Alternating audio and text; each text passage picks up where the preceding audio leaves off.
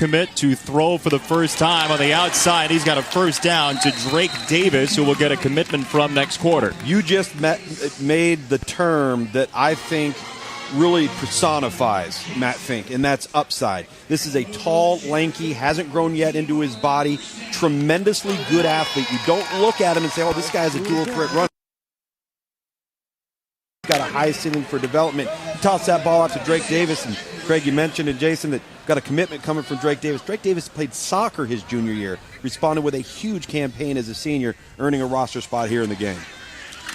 Walker again on first down. TCU, two of those teams that have done some damage in recruiting and growing their teams through recruiting.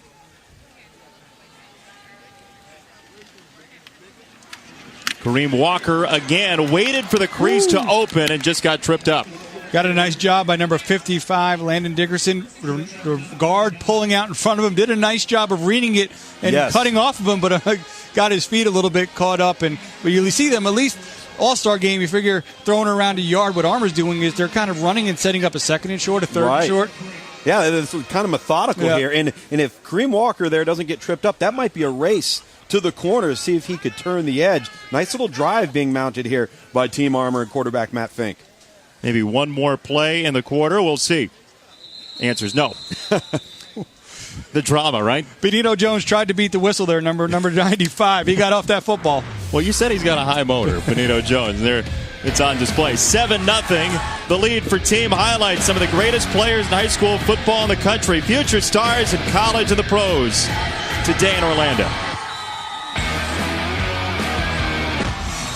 Former Under Armour All-American Leonard Fournette certainly has the goods, and I'm not talking about the athletic kind. I'm talking about the stuff that matters as we take a look at the running backs since the 2006 class. Number one ranked running backs. You see the highlighted players there, number one, and in the Under Armour All-America game. As we see a botched snap here coming off of our break to quarterback Matt Fink, the USC verbal commitment. And getting back to that running back list, we've seen a pretty healthy dose here, guys, of Kareem Walker. He kind of reminds me of what Isaiah Crowell looked like when we had Isaiah, obviously a tremendous early career in the NFL after rebounding and transferring to Alabama State from the University of Georgia. Similar type of style, similar type of back, certainly when it comes to being a downhill power runner. Now with the Cleveland Browns. And 4th and 7, Fink's team will go for it with Miles Sanders in the backfield with him, the number 6 running back in the country. You have man-to-man coverage at the top of your screen. Could have some wide-open grass there for an opportunity. Sanders is hemmed in and short of the first down. So a turnover on downs. Rashawn Gary involved. First guy to hit him, and again, not just about size, not just about athleticism. The effort to get back in on the play as the defense was rallying to the ball. Big number 55. You can see him at the bottom of your screen trying to work off the block. He sees it thrown. He redirects, makes the first hit. The rest of the cavalry comes, cleans it up. You know, if you're going to go for it on 4th down, go take a shot to get the first down. I don't like the play call, and I tell you right now with Matt Fink, that ball didn't come out of his hand very well, but he's got to give a shot, have some situational awareness of what the down and distance is and take a shot. Too much speed on this field to try to throw short and create yards. So Malik Henry back out to steer the offense. The Florida State verbal commit, the number 2 dual threat quarterback in the country. And a rare flag. Very clean first quarter. Yes. First penalty of the game. Prior to the snap infraction on the offense, 5 yards. Still first down. What's been the history in this game in terms of clean first quarters?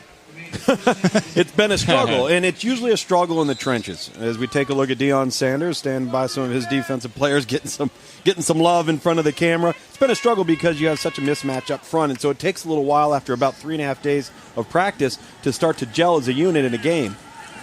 Henry out of the backfield to Emmons, and B.J. Emmons beautifully turns it upfield. The Alabama commit, and the number 5 running back belted by Eric Monroe, the LSU commit.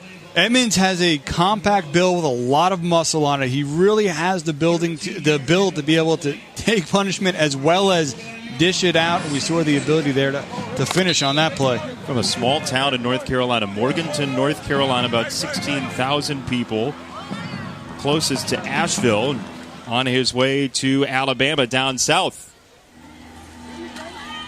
one more time. And there are a lot of bodies on that defensive line. Not afraid to stick his head in there and get a forward lean as a back. You kind of see the power and the aggressiveness. He's a rugged runner. He's an inside runner when he needs to lower the shoulder, but we saw the quickness on the previous play. This offensive line now starting to get a little push. Right. Yeah, like I said at the beginning of the game, I truly believe that the gap between the offensive line and the defensive line in this year's game was a little bit more narrow. We think about a year ago, Daylon Mack basically was getting his mail from the backfield, talking about the outstanding Texas A&M freshman. This year we have not seen this thus far, and I think the offensive line anchored by that center, number 54, Bavion Johnson, the Florida State verbal. Offensive line definitely responding and giving some creases there for the running back. Johnson, the number 1 center in the country. He'll be joined by Greg Little, who's the number 1 offensive tackle in the country on this team highlight offense, which has a first down from the 47. Only touchdown so far, and Eddie McDoom score, the Oregon verbal commit. A little fun in the huddle. Absolutely, not enough time there. Play clock has been reset.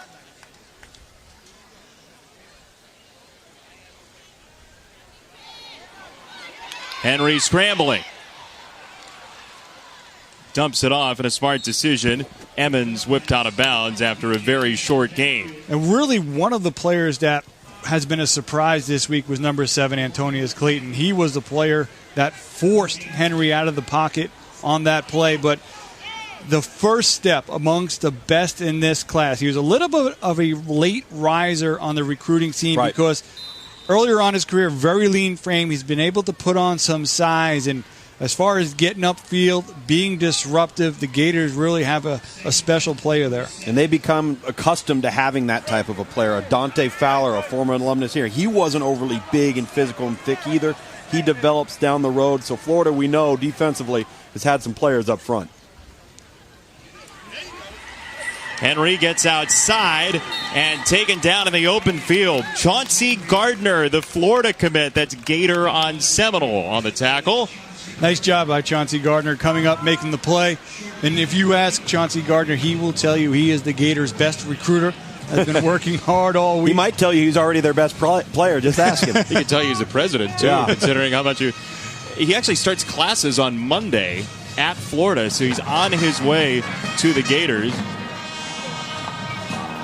Part of the fun of the game, though. Well, you get a little chirping out of the way. Well, the thing that's so neat, we do have a lot of players that are starting as mid-year enrollees, but the first year ever here at the Under Armour All-America game, we've actually had players enroll at school, practice with their team for bowl preparation, and then come and practice back here with their peers and take part in the event. Team highlight taking a timeout here with some confusion on the sideline. So 3rd and 9, team highlight will have it. 11:03, second quarter. Some of the best soon to be in college football in the Under Armour All-America game.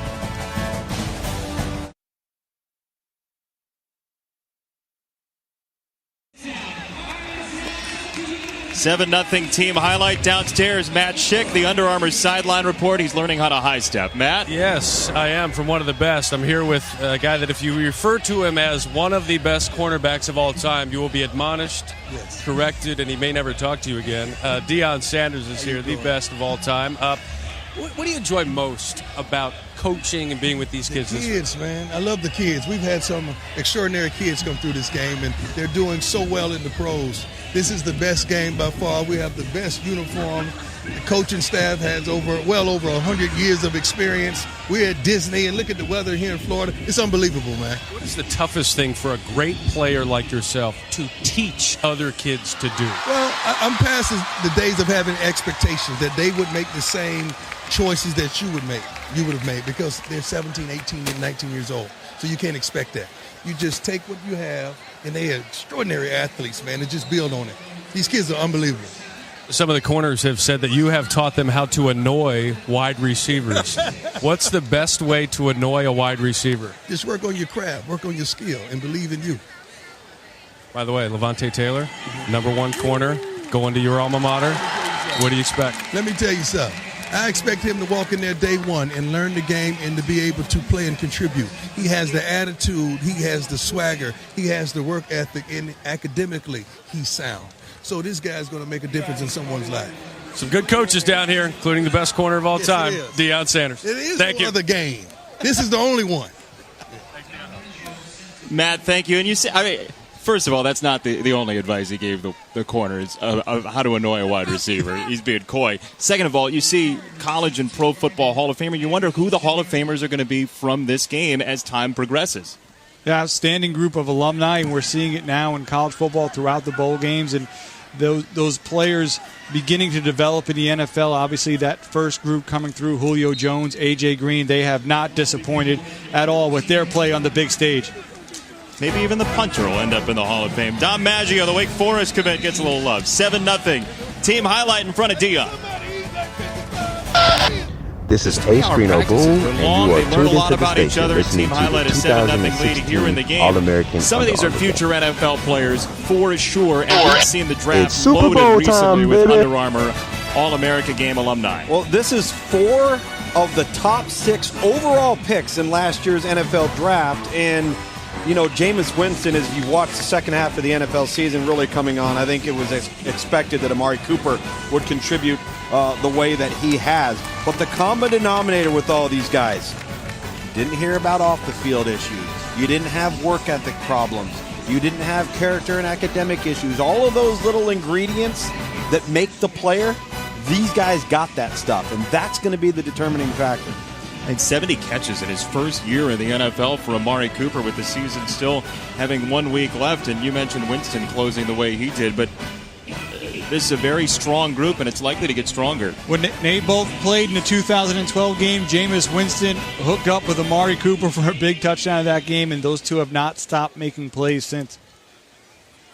Matt Fink continues at quarterback, the USC verbal commit, the number 3 quarterback dual threat. Miles Sanders, the Penn State commit, is the running back. This is Sanders, and dragged down at the 20-yard line by Aaron Hansford, the uncommitted Washington, D.C. native. Kick off the final weekend of the NFL regular season with ESPN, 10 a.m. Eastern, NFL Insiders Sunday edition for all the latest injury news and early breaking stories. Then at 11, Sunday NFL Countdown. Wendy Nix, Boomer, and the boys takes you right up to kickoff on the Week 17 games. Also streaming live on Watch ESPN and the ESPN app. You may hear about Jameis Winston and Amari Cooper and the like. I want to go back to Aaron Hansford. That's an athlete. This is A Screen O'Boom, and you're tuned into the station. We are listening to the 2016 Under Armour game. I would like to give a big shout out to my boy Cody Long, standing right here right now. Say what's Where do up. you think Hansford ends up? As a position player, I think he's going to be a linebacker. Already. Super Bowl Sunday, man. I didn't mean to interrupt you during your game, but I just wanted to do that shout out real quick. It really does. That Keep on stuff takes tuning care in. of itself. See Matt Fink here on the keep, and this is how, Craig, you neutralize the defensive front in a game like this. The ability to scramble and run. And Tom, he's going to bring a dimension to that USC offense they haven't traditionally had going back throughout the years. Now, he has some development to do, I don't think. And I think you would agree he's not a plug-and-play type player. Doesn't need to be, though. In the big picture, in the long term, he's got a lot of upside and can really help that offense maybe expand and be a little bit more two-dimensional, maybe a little bit more Pac-12-like. Yeah, you could say. That's right. Fink gets it away and incomplete. And on Matt Fink, we talk about the recruiting trail for these players. He decided on USC back in May, but he said he did it in part because his family's got 5 kids, 4 siblings for him. And he said, look, I want my parents to be able to visit. All my siblings are going to go all over the place. Make it easy for them to watch me play. And part of it, too, and that's really not unusual, though, that type of an early commitment for quarterbacks. They are amongst the first prospects off the board. There's almost a bit of a domino effect, Tom, as the top quarterbacks on most programs' boards come off and then the other ones find their homes. Yep. And it's rare that you get to this point of a process like a year ago with a Kyler Murray who was thinking about maybe making a flip from Texas A&M. He has eventually wound up leaving. Sure. But and even this year with Dwayne Haskins potentially maybe taking some other visits, very rare to have a top-flight quarterback still out there on the trail at this stage. Sanders is hit in the backfield. Ben Davis was in there, the linebacker, along with Devin Bush, the Michigan verbal commit. You talk about the Pac-12 and some of the differences in recruiting. The SEC is front-loaded in this game. Well, and keep in mind, when you look at a graphic like this, think of population, region, and player pool. And the states that border traditionally the big three, Florida, Texas, California.